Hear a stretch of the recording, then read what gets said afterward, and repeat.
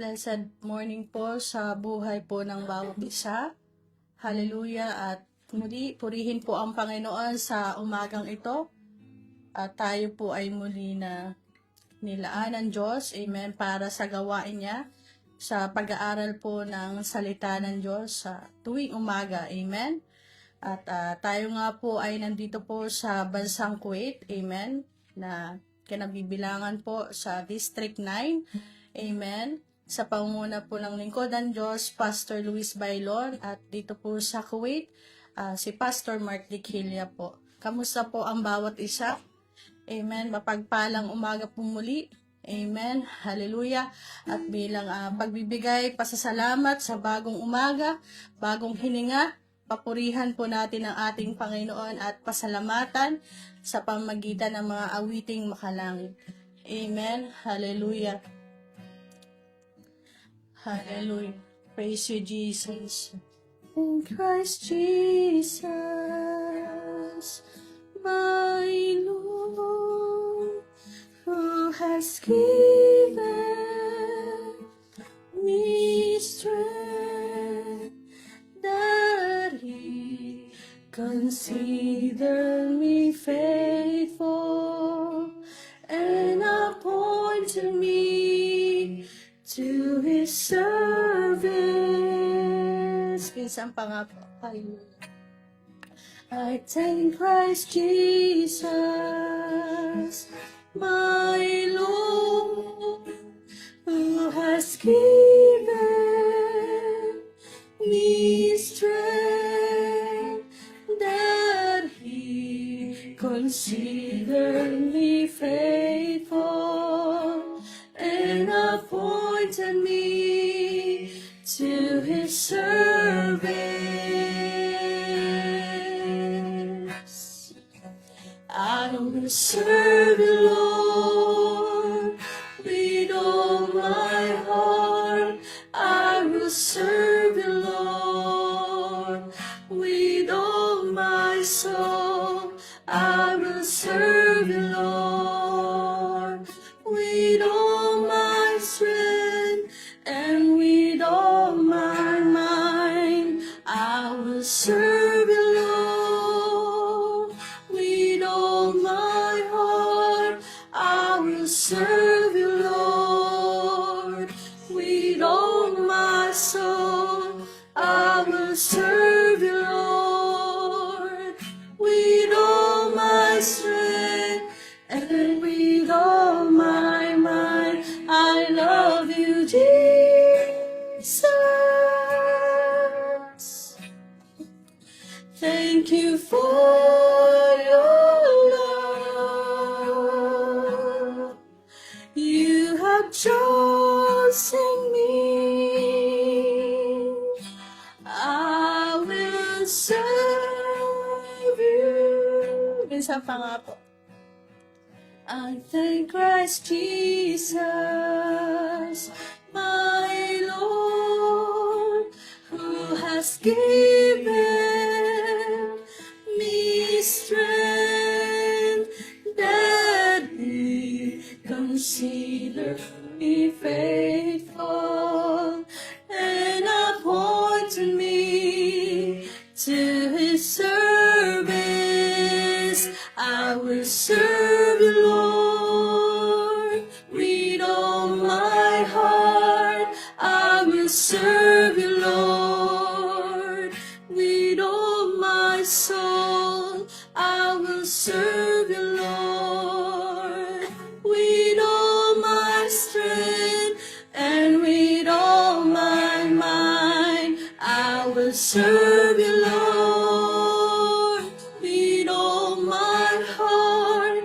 I will serve you, Lord, with all my soul. I will serve you, Lord, with all my strength and with all my mind. I love you, Jesus.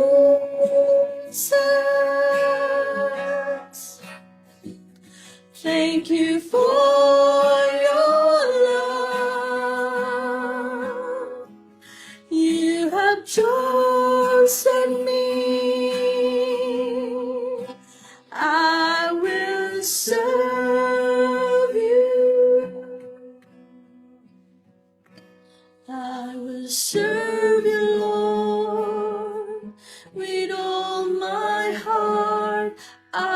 serve you, Lord. With all my soul, I will serve you, Lord. With all my strength and with all my mind, I love you, Jesus. Yes. Thank you for your love. You have chosen me. I will serve you. Amen. Hallelujah. Purihin kayo, O Diyos. We thank you, Jesus. Hallelujah. For we are nothing, Lord. Hallelujah. But you still chosen us, O God, to give glory to your holy name, precious name, and above all names, O God. We worship you, Lord. Hallelujah. By the leading and the power of the Holy Spirit, we continue to ask your help, Lord. Hallelujah. As we gather here in you, Lord. We praise you. We give up all the glory to you. In the name of the Father, and of the Son, and the Holy Spirit. Amen.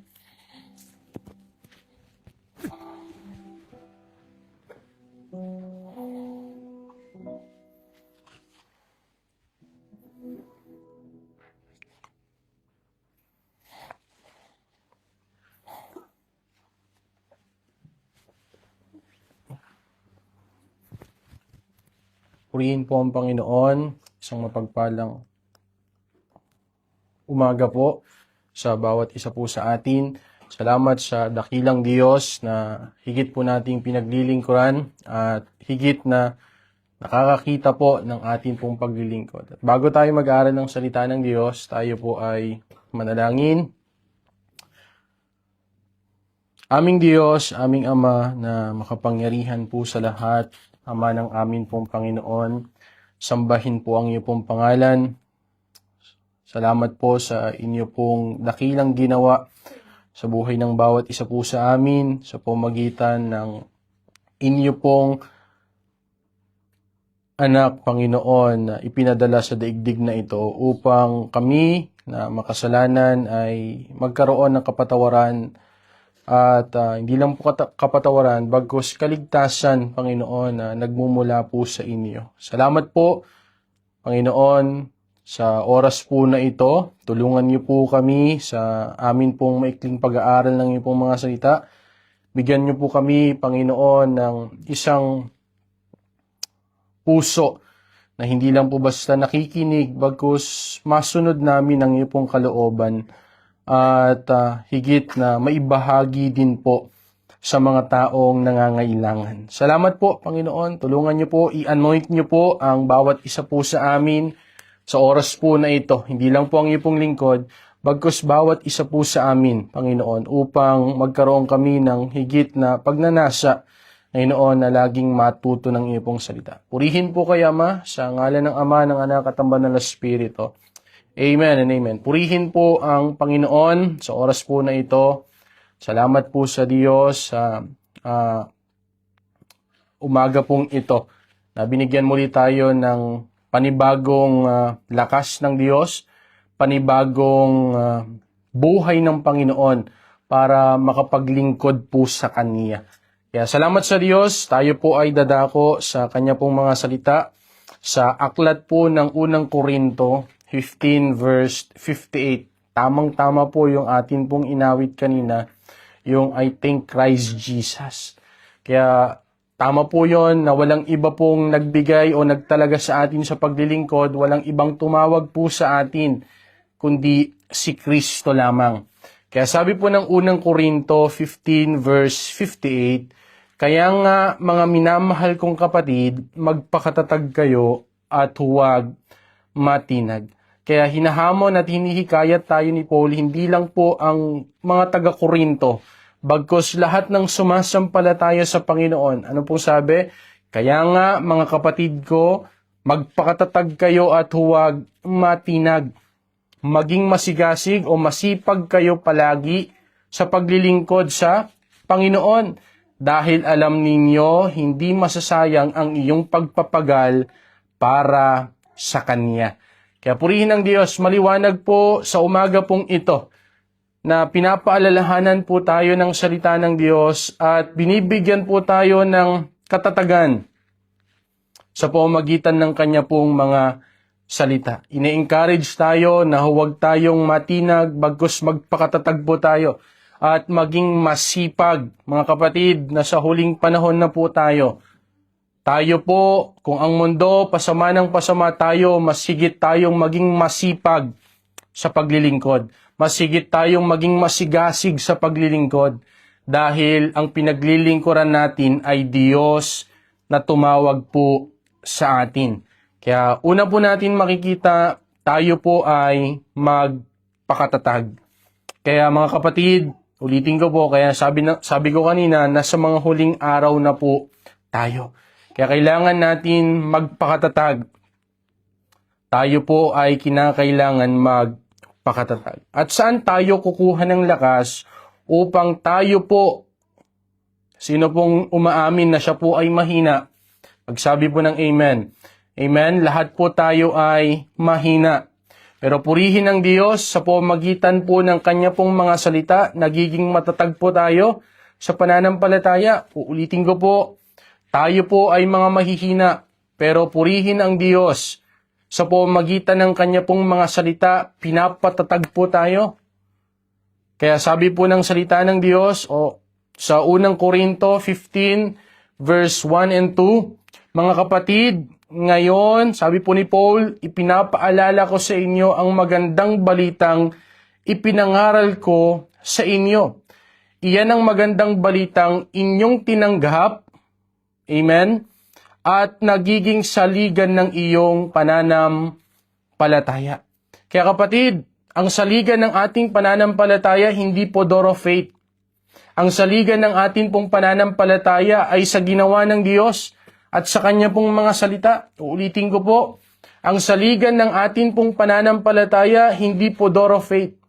Ang saligan ng ating pong pananampalataya ay kung dun sa ginawa ni Kristo at dun sa Kanya pong mga salita. Kaya kung bakit tayo nagiging matatag? Kasi dahil sa ginawa ng Diyos, dahil sa Kanya pong mga salita. Kaya kapatid, kung ang saligan natin ay sa door of faith, mapapahamak po tayo. Pero kung ang saligan natin ng ating pong pananampalataya ay na kay Kristo Jesus, maliligtas tayo. Door of faith will not save us. Only Jesus will save us. Ulitin ko po, ang magpapatatag sa ating pong pananampalataya ay walang iba kundi si Kristo. Sabi po doon, kung matatag niyong pinanghahawakan ang salitang ipinangaral ko sa inyo, maliban na lamang kung walang kabuluhan ang inyong pananampalataya. Purihin po ang Diyos. Nagkaroon ng kabuluhan ang ating pananampalataya dahil merong Diyos na nabuhay na maguli. Kaya kapatid, kung ano yung tinanggap ni Paul at kung ano yung ipinapangaral ni Paul, ayun din po yung tinanggap natin. At yun din po yung saligan at pundasyon ng ating pong pananampalataya.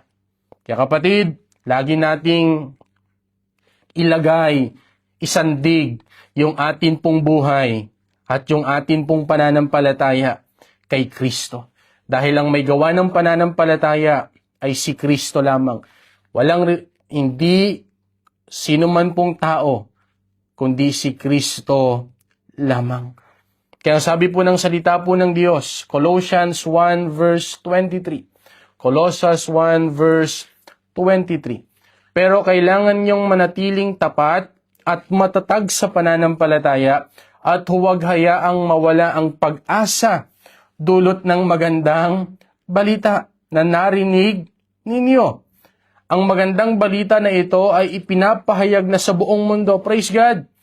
Kaya kapatid, ang salita ng Diyos ay naipapahayag na po sa buong mundo.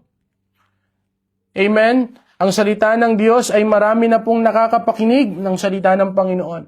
Through social media, mabilis na lang po ngayon, amen, sa pamamagitan ng YouTube, amen, naipapangalat na po ang salita ng Diyos. At akong si Pablo ay naging lingkod nito. Kaya kapatid, ulitin ko po, ang magpapatatag po sa atin sa mga huling panahon ay lagi natin isandig yung atin pong buhay sa may gawa ng atin pong pananampalataya. Wala na pong iba. Ulitin ko po, hindi door of faith ang magpapatatag po sa atin. Hindi si pastor o hindi sino mang samahan, kundi si Kristo lamang. Kaya sabi po ng salita po ng Panginoon, remembering the death and His resurrection. Ang sabi po ng unang Korinto 15 verse 3 to 4, sapagkat ibinigay ko sa inyo bilang pinakamahalaga sa lahat ang tinanggap ko rin, sabi ni Paul.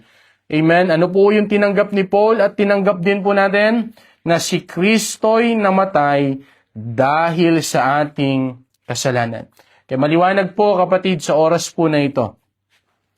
Iisa lang po yung tinanggap natin. Kung ano ang tinanggap ng mga alagad, ay tinanggap din po natin.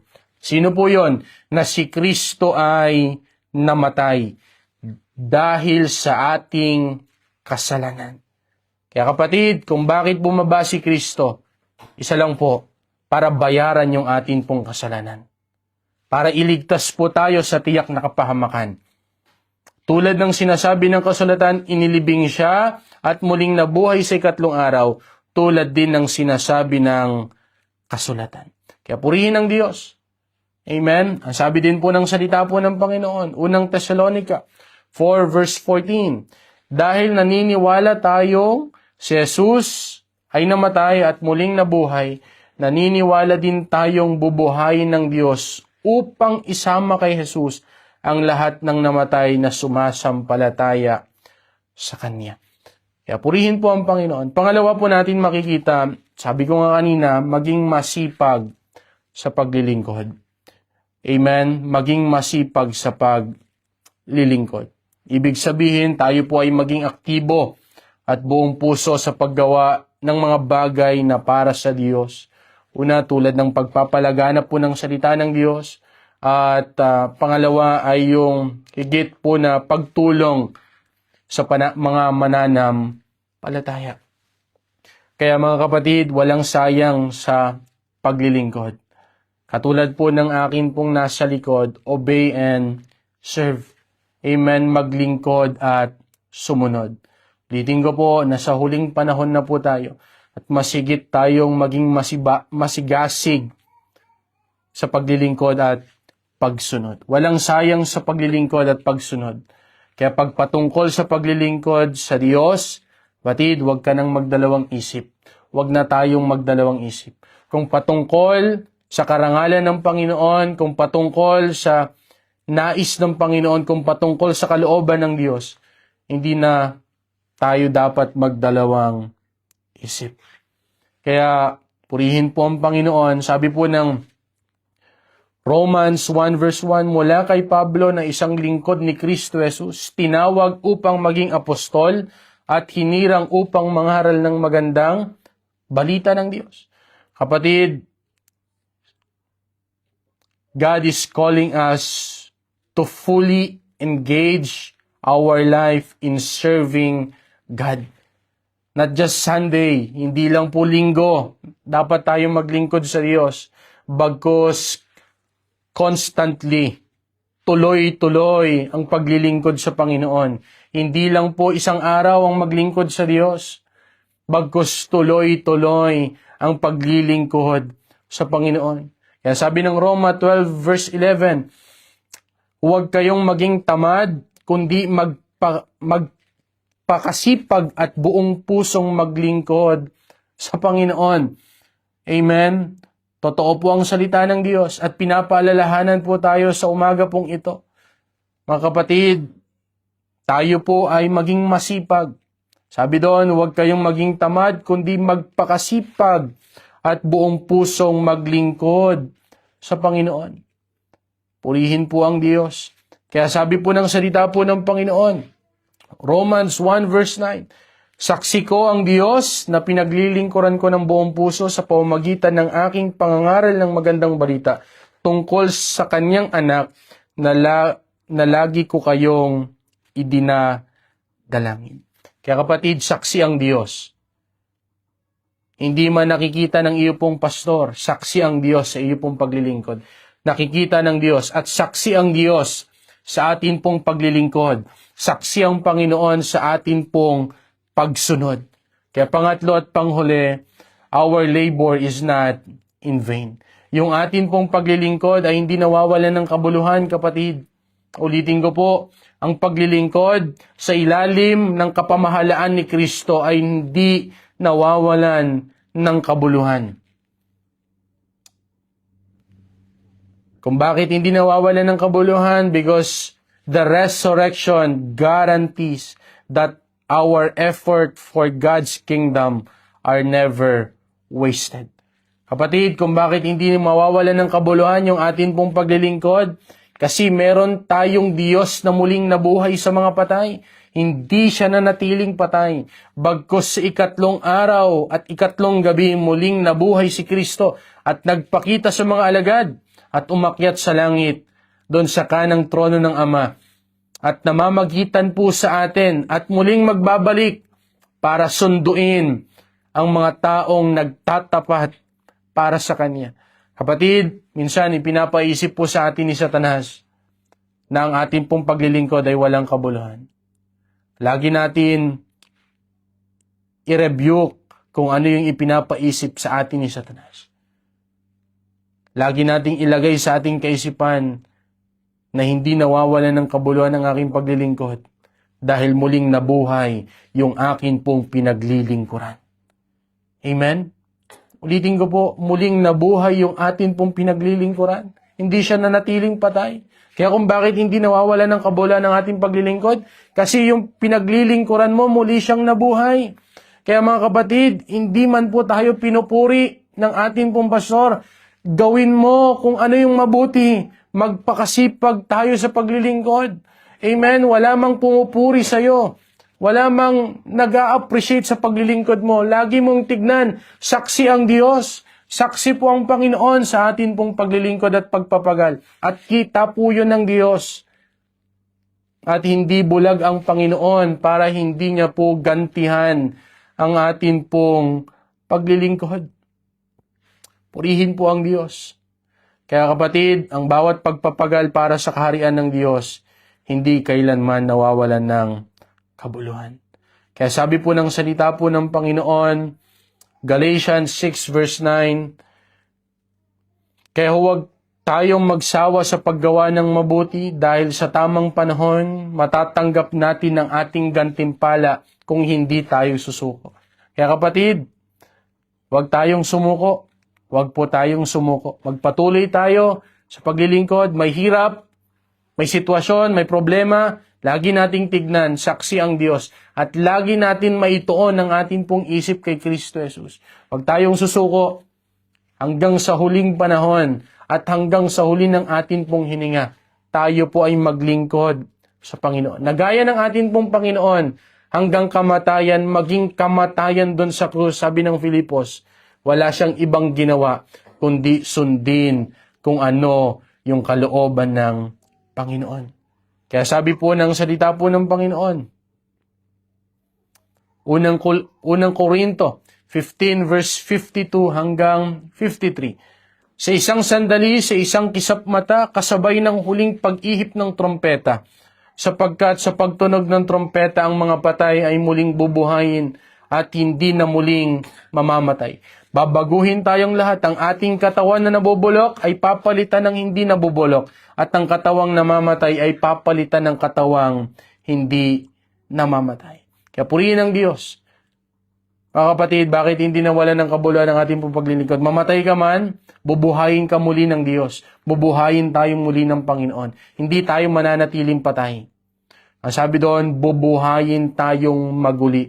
Dalawa lang po yan, madatnan tayo ng Diyos at madatnan tayo ng kamatayan. At kung saan man po doon sa dalawa, purihin ng Diyos, makakapiling na natin ng Panginoon. At sabi ng salita po ng Panginoon, Pahayag 22 verse 12, bago po tayo manalangin, sinasabi ng Panginoong Hesus, makinig kayo, malapit na akong dumating, dala ko ang aking gantimpala para sa bawat isa ayon sa mga ginawa niya. Kaya purihin po ang Panginoon. Dala ng Diyos ang gantimpala para sa mga taong naglilingkod para sa Kanya. Kaya kapatid, saksi natin ng Diyos, hindi man tayo pinupuri, hindi man tayo nakakatanggap ng appreciation sa ating mga lingkod o sa pastor.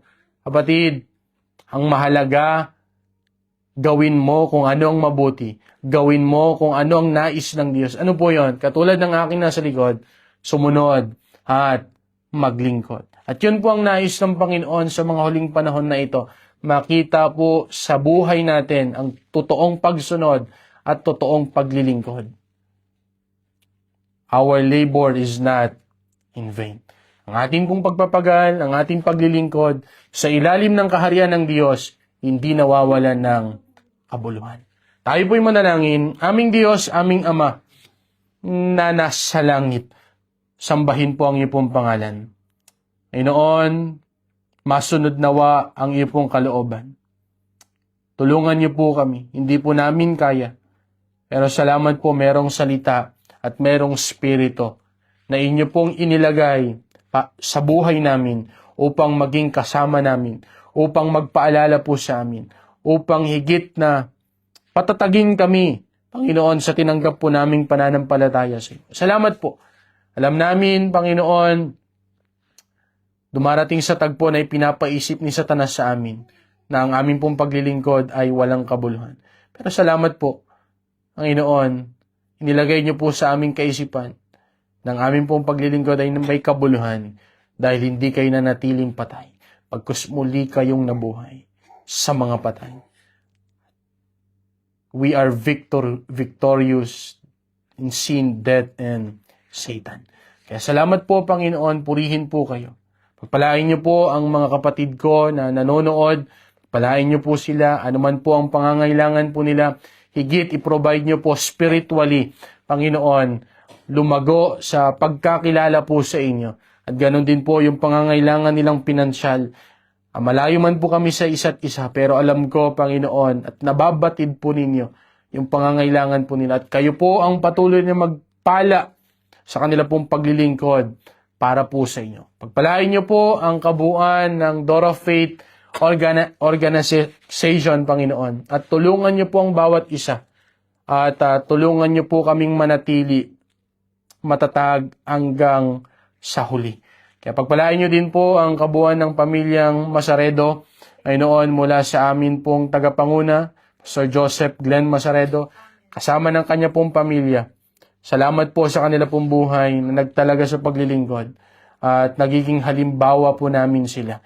Kaya pagpalain niyo din po ang kabuuan ng mga pastor, Panginoon, sa Door of Faith. Pagpalain niyo din po ang ginaganap ngayon na pastor conference sa lugar po ng Rasak, Panginoon. Pagpalain niyo po ang mga lingkod po ninyo sa lugar po na yon. Salamat po at ganun din po ang kabuuan ng District 9 sa ilalim po ng aming pong tagapanguna, Pastor Luis Bailon, kasama ng kanya pong pamilya at kasama din po ng mga pastor. Salamat po sa oras po na ito. Ganon din po sa lugar po na ito ay noon sa ilalim po ni Pastor Mark ay noon at kasama ng mga manggagawa at kasama ng kanya pong pamilya. Purihin po kayo, dakilain po kayo at ganon din po, Panginoon, sa mga papasok sa oras na ito sa kanila pong trabaho at pag-ingatan niyo po sila at palakasin at balutan ng inyong pong dugo. Purihin po kayo, sambahin sa ngalan ng Ama, ng Anak at ng Banal na Espiritu.